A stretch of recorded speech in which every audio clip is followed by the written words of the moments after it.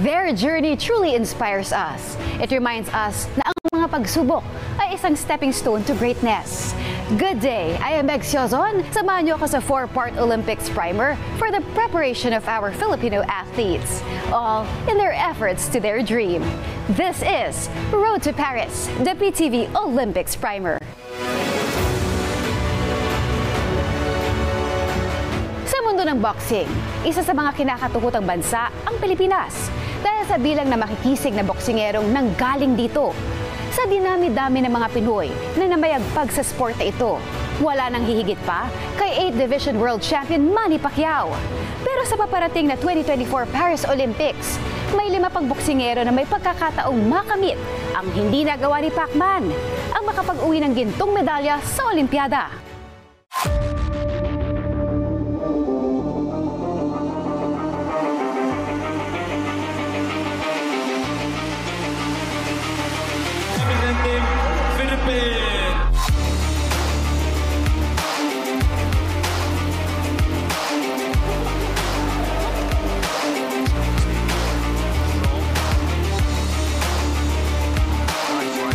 Walang duda na palaban talaga ang mga Pinoy.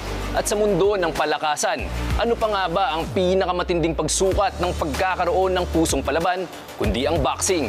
Kaya naman hindi na nakagugulat na 8 sa 14 na medalya ng Pilipinas sa Olympics galing sa sport na ito.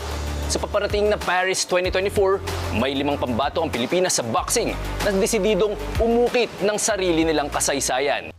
Noong nagdaang Hangzhou Asian Games, si Yumir Marcial ang kauna-unahang Pinoy boxer na nakakuha ng kwalipikasyon sa 2024 Paris Olympics. Naibulsa ng Southpaw Slugger ang pilak na medalya sa finals ng boxing tournament kung saan nakaharap niya si tanglatihan Toterbieke ng China.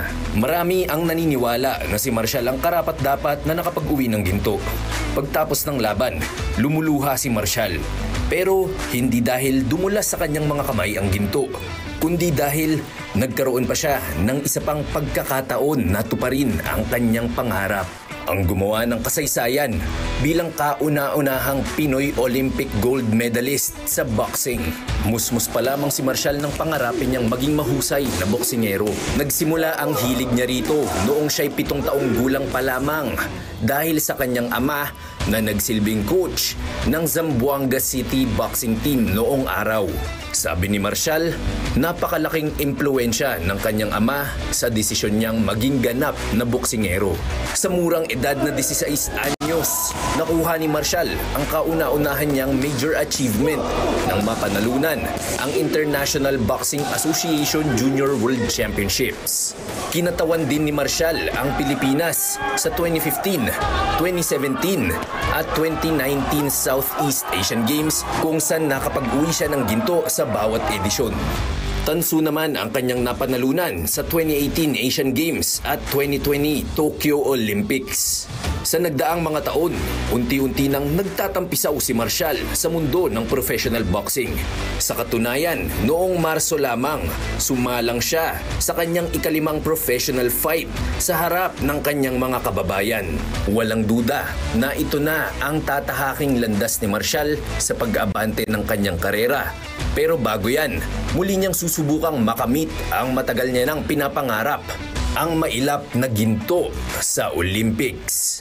Si Nesty Petesio ang kauna-unahang Pinay na nakakopo ng medalya sa boxing.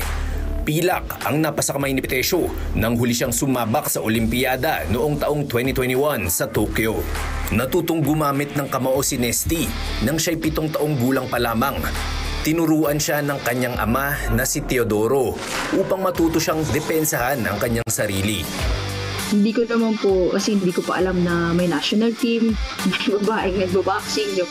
Nakapanood ako ng 2005 SEA Games, tayo po yung host country. At yun, inintroduce sa akin ni Sir Rebomonte na yung naglaro ako sa araw ng Davao.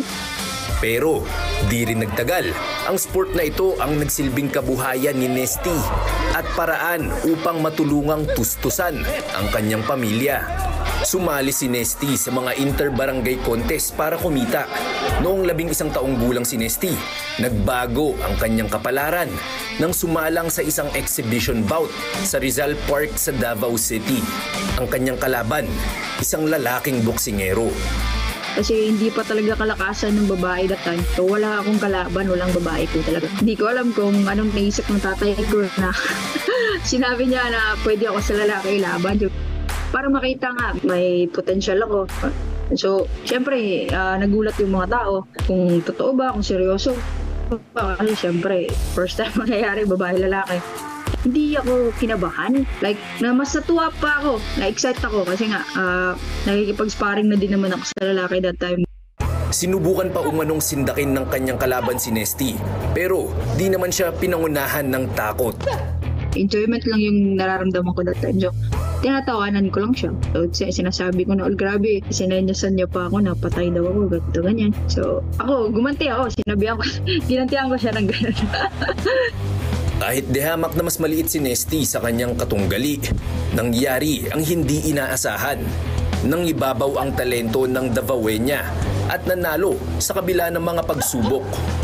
Bibili sana ako ng mainom. Sabi niya, hindi, kumuha ka lang kung ano gusto mo. So, nalibre pa ako. So, at sinabihan niya ako na sobrang natutuwa nga daw siya kasi pinakilala niya yung mga kababaihan. Ganun, nakaya nga.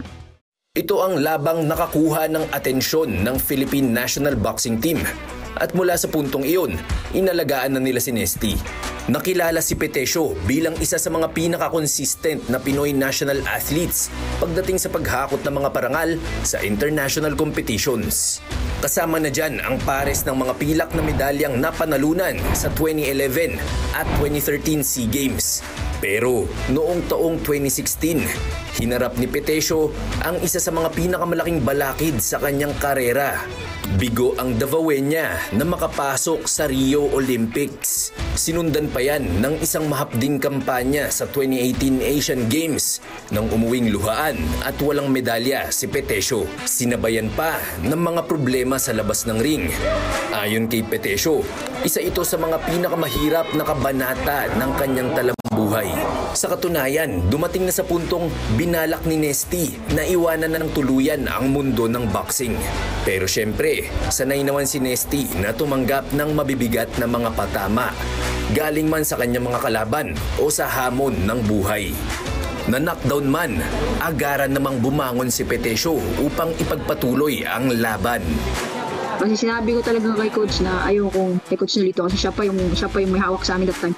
Sabi ko talaga na ayoko makita ng gloves, ayoko makita ng ring, or ayoko mag-training. Nakapag-decide po ako na mag-enroll sa University of Baguio, mag-aral na lang muna. Sa Tokyo Olympics, dumating ang pinakamalaking achievement sa karera ni Petesio nang maibulsa niya ang pilak na medalya sa pandaigdigang entablado. Nanalo na ako most especially nung nakapasok na ako sa finals. Grabe yung saya, grabe yung tuwa ko kasi yung hiniling ko kay Lord, yung hiniling ko sa kanya na simple lang, sobrahan niya pa eh. Pero syempre, hindi pa riyan natatapos ang kanyang kwento. Dahil sa Paris, plano pang higitan ng Pinay boxer ang kanyang pinilakang tagumpay sa Japan. Sa bawat laban ko, kailangan ko manalo. Yun yung inisip ko, kailangan ko magpanalo ko. Dahil nagkakaedad na, aminado si Nesty na marahil ito na ang huling pagkakataon na makikipagsapalaran siya sa Olimpiada. Sa kagustuhan ding bigyang pansin ang mga aspeto ng kanyang buhay sa labas ng ring, inamin ni Petesio na malapit na ang kanyang pagre-retiro. Nangulit ka talaga yung sinasabi na baka last Olympic na ito. Unang-una dahil hindi na ako bumabata. Baga, nagkakaedad na ako, nararamdaman ko na yung mga sakit-sakit dyan.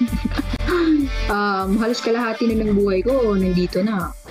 Isa sa mga pinakamalaking sorpresa ngayong taon ang pagpasok ng tubong Tacloban na si Ira Villegas sa Paris Olympics. Ito ang unang beses na sasabak si Ira sa ganito kalaking entablado, pero buong buhay niya nang pinaghahandaan ang pagkakataong ito. Nag-start ako, I think 9 years old, tinuturuan niya ako, elementary pa ako.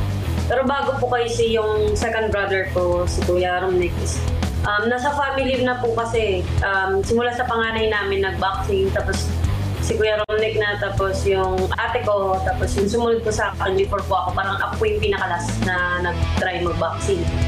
Hindi sukat akalain ni Aira na makakatamasa siya ng napakaraming tagumpay, lalo na't ang gusto niya lamang ay makapagbigay ng tulong pampinansyal sa kanyang pamilya sa pamamagitan ng boxing. Hindi ko talaga alam na aabot ako sa point na to. Pero nangangarap din naman po ako na Olympic. Pero nga, merong doubt and sa sarili na parang, ang hirap siguro makapasok sa ganyan. Isa sa mga pinakamalaking balakid kay Aira ang kanyang pagdududa at kawalan ng tiwala sa sarili. Gayunpaman, nagpatuloy ang pamamayagpag sa loob ng ring. Noong 2019, napatunayan ni Aira sa kanyang sarili na abot kamay ang kanyang mga pangarap nang makuha ang bronze medal sa Southeast Asian Games. Ito ang unang medalyang napanalunan ni Aira sa isang pangmalawakang kompetisyon. Dahil nakikita nila, so parang kailangan iyan ako din sa sarili ko na makita ko hanggang saan po talaga yung makakaya ko. Nagpatuloy sa pakikipagsapalaran sa mga international competitions si Aira, bagamat hindi lagi pabor sa kanya ang resulta.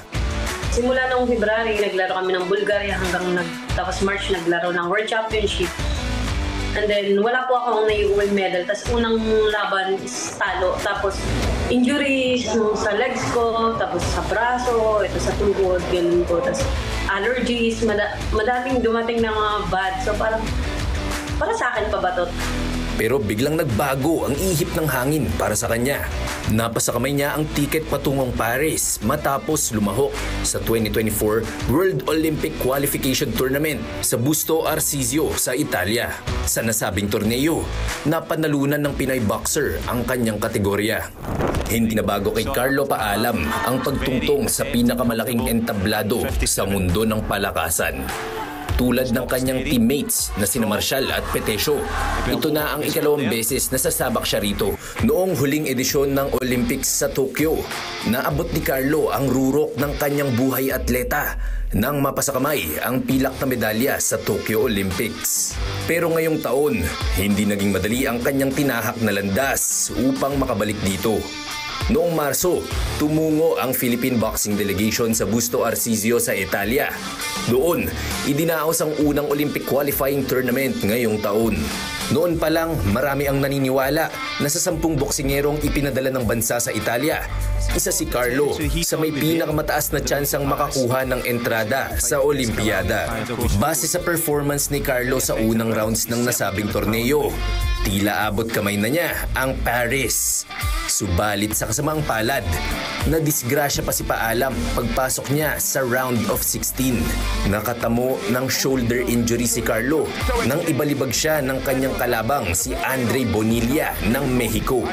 Dahil dito, hindi na kinayang magpatuloy ng tubong Cagayan de Oro. Nabalot ng pangangamba ang tsansa ni Carlo at tila lumabo ang sanay maliwanag na daan patungong Paris.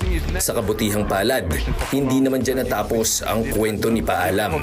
Nagkaroon siya ng ikalawang pagkakataon sa huling boxing qualifiers sa Bangkok, Thailand. Pero sa puntong iyon, alam ni Carlo na kundi siya magwawagi rito, wala nang susunod. Kaya naman, hindi niya na pinakawalan ang pagkakataong ito. Sa 5 boksingerong pambato ng Pilipinas sa Olimpiada, si Hergy Bacyadan ang pinakakakaiba ang kwento. Kung ikukumpara sa kanyang teammates, maituturing baguhan si Hergy sa mundo ng boxing. Di tulad ni Yumir, Nesty, Aira at Carlo na natutong magsuot ng gloves simula nang sila'y magkamalay. Si Hergy, taong 2019 lang nang tuluyan siyang magpasya na sumali sa Philippine National Boxing Team.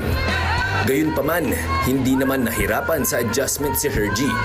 Bilang isang full-blooded igorot, naniniwala siya na talagang likas sa kanyang dugo ang pagiging palaban.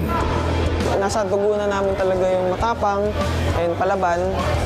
And yun, malakas kasi nasa bundok kami. Kagaya nga sabi ko, pupunta ako ng Paris na talagang bit-bit ko yung hindi lang tapang, hindi lang kundi dedikasyon din. Bago ito, naging bahagi si Hergy ng mga pambansang koponan ng Pilipinas sa Vovinam at Wushu. Kaya naman, kahit nagpalipat-lipat siya ng sport, hindi naman siya nahirapan sa pinagdaanang adjustments. Nakabibilib nga naman ang mga nagawa ni Hergie.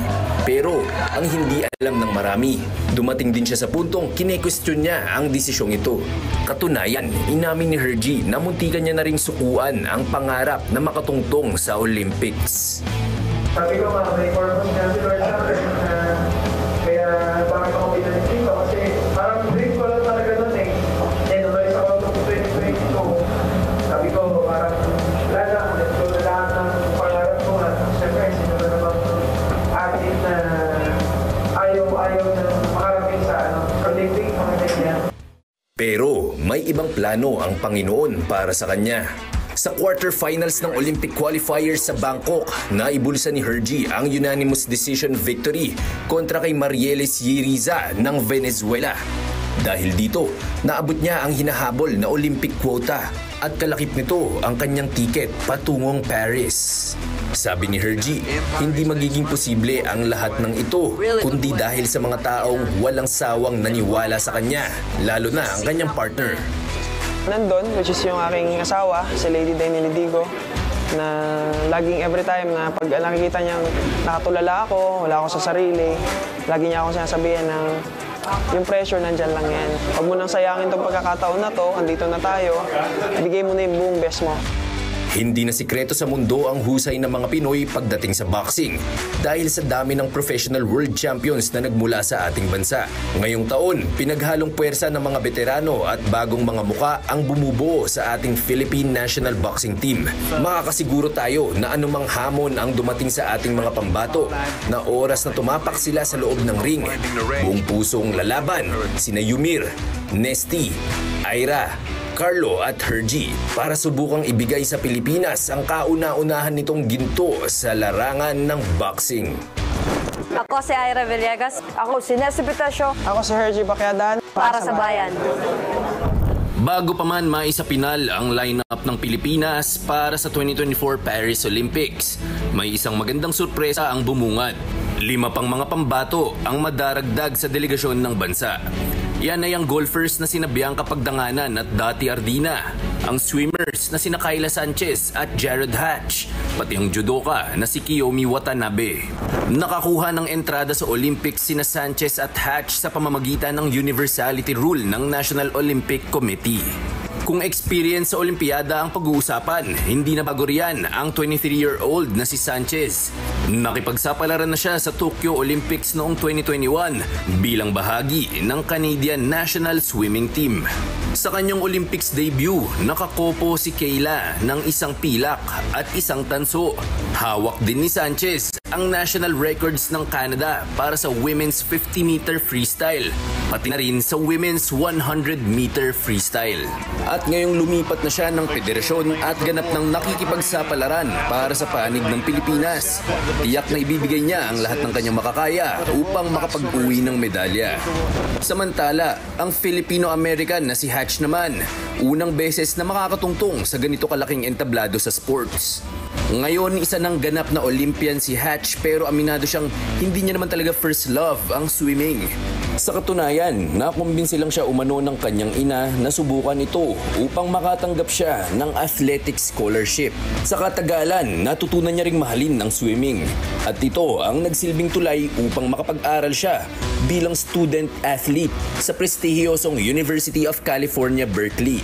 Si Hatch ang may hawak ng Philippine record para sa men's 50-meter butterfly na naitala niya noong Cambodia Southeast Asian Games. Pati na rin ang record sa men's 100-meter butterfly na inukit niya naman sa World Championships noong nakaraang taon.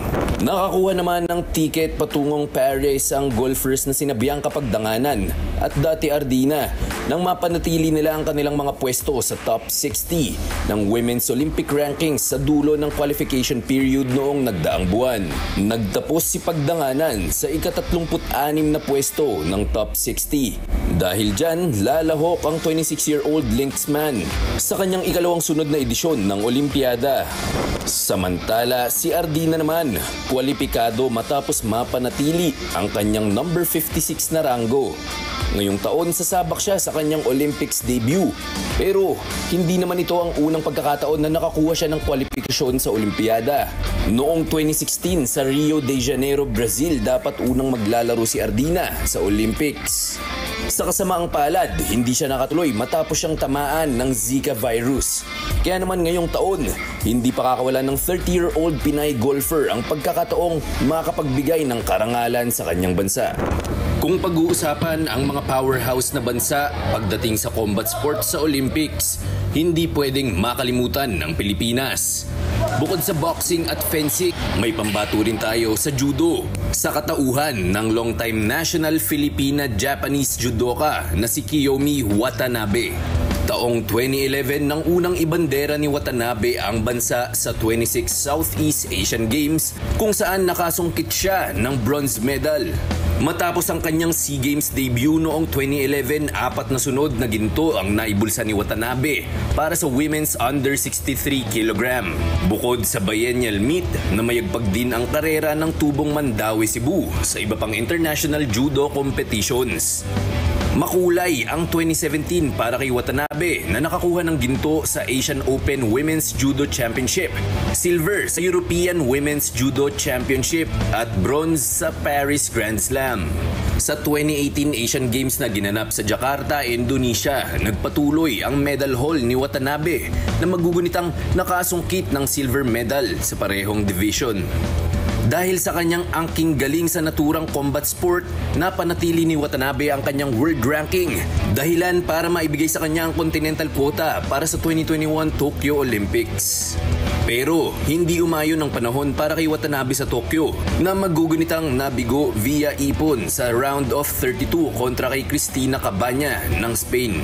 3 taon nang nakalipas, muling nagkwalipika si Watanabe para sa Paris 2024 Olympics. Ayon kay Watanabe, hangad niyang makabawi ngayong taon. 東京オリンピックに関しては、1回戦ですぐ負けてしまって、悔しい思いをした分パリでは一つでも多く勝てればいいなと思ってますし、結果もそうですけどそこの舞台に立って、戦えることにしっかり感謝をして挑んでいきたいなとは思ってます。Proud na proud naman ang kanyang ina na si Irene at kumpiyansa siya na mas maganda ang ipapakita ngayon ni Watanabe sa Olympics. I am confident. Prepared talaga siya ngayon. Compared to Tokyo Olympics kasi may injury siya dati. Ngayon talaga pinaghandaan namin yan. Prepared siya. May binahagi rin na mensahe si Irene para sa kanyang anak na two-time Olympian judoka. Relax, enjoy your judo at saka kung ano yung in 3 years na pinaghirapan natin sa training natin, yung isipin mo na lang na yung laro mo sa Paris Olympic, yun training natin. Parang walang pressure. Bumagsak man si Watanabe noong 2021 sa kanyang unang laban sa Tokyo. Puntirya niyang makabawi ngayong taon sa Paris 2024 Olympics at subukan na maiuwi ang gintong medalya. Sa aming pagbabalik, silipin natin ang weightlifters na nagnanais sundan ng yapak ni Tokyo Olympics gold medalist Heidelin Diaz. Kaya dyan lang kayo dahil magbabalik pa ang Road to Paris, the PTV Olympics Primer.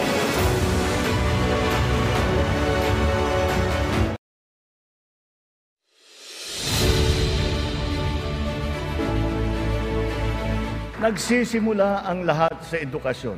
Ito ay para palakasin ang isip at kakayahan ng bawat Pilipino. The Matatag Agenda for Basic Education has been launched, focusing on relevance of curriculum, rapid and responsive delivery, and the welfare of both learners and teachers. Learners will be made more resilient.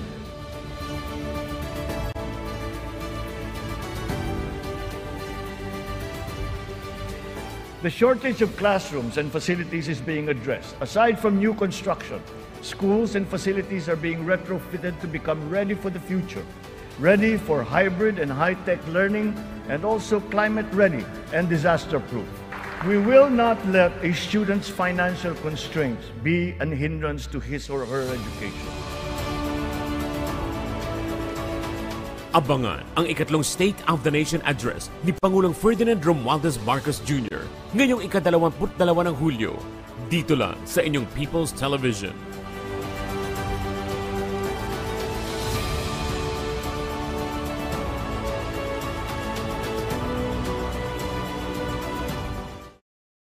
Ako si Meg Siozo at nagbabalik ang Road to Paris, the PTV Olympics Primer. Dahil sa husay na ipinamala si Tokyo Olympics gold medalist Hidilyn Diaz, kasabay ang pag-usbong ng sport na weightlifting at ang pagtangkilik ng mga Pilipino sa naturang sport. Ngayong paparating na 2024 Paris Olympics, inaasahang muling maghahatid ng karangalan at inspirasyon sa bansa ang mga bagong henerasyon.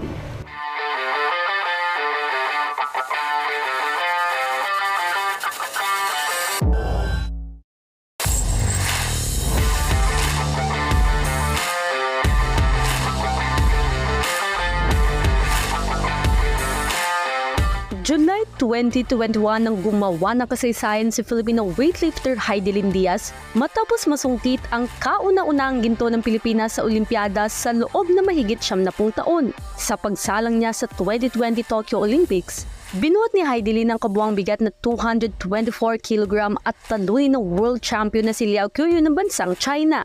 Dahil sa pinakita niyang puso para may banderang watawat ng bansa sa international stage, milyon-milyong Pilipino ang nagpasalamat at sumuporta sa Filipino star. Sa sumunod na mga taon, patuloy na umarangkada ang karera ni Hidilyn hanggang sa lumaban ito sa International Weightlifting Federation o IWF World Cup noong Abril. Hindi man naging matagumpay ang kampanya ni Hidilyn sa huling Paris Olympic Qualifying Tournament, hindi naman maikakailang negasiyang niambag niya sa kasaysayan ng bansa. At ngayong nalalapit na ang 2024 Paris Olympics, buo ang suporta ni Hidilyn sa mga Pinoy weightlifters na napabilang sa listahan ng mga Paris Olympics qualifiers. Sa kaparehong torneo, nagtapos sa ika-4 na pwesto ang 26-year-old athlete na si John Siniza matapos bumuhat ng kabuang bigat na 300 kg sa men's 61 kg class. Sinundan siya ni Elrin Ando na nagtapos sa 7th place sa women's 59 kg event, kasunod ng 228 kg na binuhat niya sa patimbalak. Si Vanessa Sarno naman ang huling weightlifter na nakakuha ng ticket to Paris Olympics matapos buhati ng kabuang bigat na 245 kg sa women's 71 kg event. Bukod dito, binasag niya rin ang sariling record sa snatch na may 110 kg record. Mixed emotion po yung time na kasi nasa group B po ako nalagay. So hinintay ko pa matapos yung group A. So nung after na ng group A na nakita ko ay nalaman ko na andun pa rin ako sa top 5. Walang nakapag-beat sa total na yun. Mixed emotion po na sobrang saya. Na-excite kasi pasok na sa Olympics. Tapos yung una ko pong ginawa is nag-chat po ako sa mama ko. Tinatry ko siyang tawagan pero tulog na po kasi iba pa yung time. Iba pa yung time. Sobrang saya po. Like, mixed emotion pinararamdaman ko nung time na yun talaga. Matagal ko na pinagandaan talaga yun na kailangan ko kunin yung ticket para sa Olympics para makapaglaro ako ng Olympics. Nag-training lang talaga ako ng double training tapos malaki yung tiwala ko sa sarili ko na kakayanin ko sa Thailand para makuha ko yung ticket. Para kay National Team Coach Christopher Boreros, lubos nilang pinaghandaan ang patimpalak sa bansang Thailand dahil ito nang huling pagkakataon nila na makapasok sa Paris Olympics. Happy and blessed na at the last nga yung final qualification nila is nakuha nila yung ticket papuntang Paris. Yung una talaga, yung preparation namin, di ba? Preparation namin is asesyon namin, nagplan na mag-training kami sa before pumunta kami ng Paris is mag-training kami sa ibang bansa for kahit 1 month lang. Bilang coach ng pambansang kuponan, nakikita ni Coach Boreros ang potensyal ng mga pambato ng bansa at inihayag ang intensyong tulungan silang matupad ang kanilang mga pangarap. Siyempre, tagal ko yun sila nakasama, lalo yung dalawa. Alam ko na yung weakness nila. Sa ngayon, yun yung i-workout ko para pagdating sa laro is 100% magandang performance. Nitong Mayo lang nang inanunsyo ng Samahang Weightlifting ng Pilipinas o SWP ang planong pag-e-ensayo ng 3 Paris Olympics bound sa ibang bansa. Para kay Coach Boreros, malaking tulong ito upang lalong mahubog ang kakayahan ng mga malalaro. Pag mag-training ka sa abroad, makita mo yung ibang, kung ano ba, yung ibang atleta, so ma-push yung mga bata. 1 month na yan, ano pa yan, nasa peaking period pa kami. So yung training program, kung ano ba, mabigat pa yung buhatin namin. So pero at least, nakapokus na kami sa laro. Nakikita rin ni Coach Borreros na buo ang loob nila Sarno, Ceniza at Ando para i-representa ang bansa at sundan ang yapak ni Heidelin Diaz. Sa ngayon, tinitingnan ko yung weakness sa mga bata. After that, mag-design ako ng training program para sa kanila nga ma-address yung mga weaknesses nila. Aside sa physical strength, I always considered po na yung mental health nila na isa sa mga silent aspect nga to win the battle. Palagi kong sinasabi sa kanila na stay focused lang, have that fighting spirit and keep a growth mindset. Time training po kami at saka naka-set na po yung mga program na ibigay sa coach namin. Dahil na rin sa sport na weightlifting nagmula ang unang ginto ng bansa sa Olimpiada, hindi may kakailan na maraming Pilipino ang nakaabang sa ipapakita ng national team pagdating sa nasabing sports. Aminado naman ang kampo nila Coach Borreros na may pressure silang nararamdaman, ngunit gagamitin anya itong motibasyon upang mas husayin pa sa pag-iensayo. Kami mga coaches, di ba, siyempre na-pressure din kami kasi kami nag-ano sa mga bata eh. Lalo na yung dalawa, first Olympic nila, so kami mga coaches, kailangan din namin na ibigay yung 100% nila kasi kami ang mag-guide sa kanila doon eh.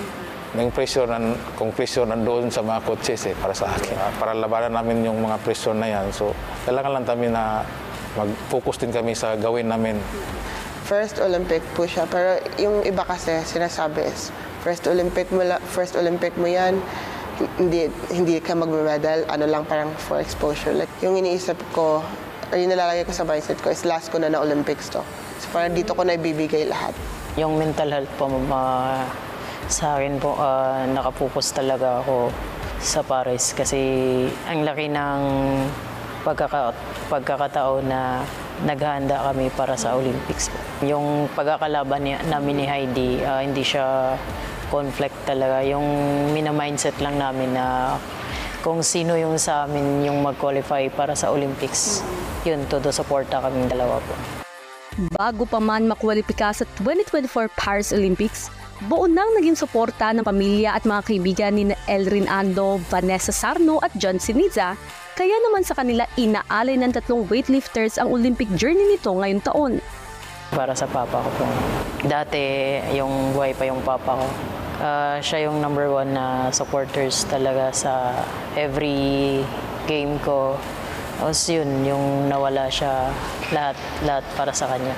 Palagi naman proud yun, lalo na yung nag-Olympics ako sa Japan. Sobrang proud niya. Yung one time nga na during game ko sa kung kailan ako nag-qualify sa Olympics, parang doon siya muntik magka high blood po.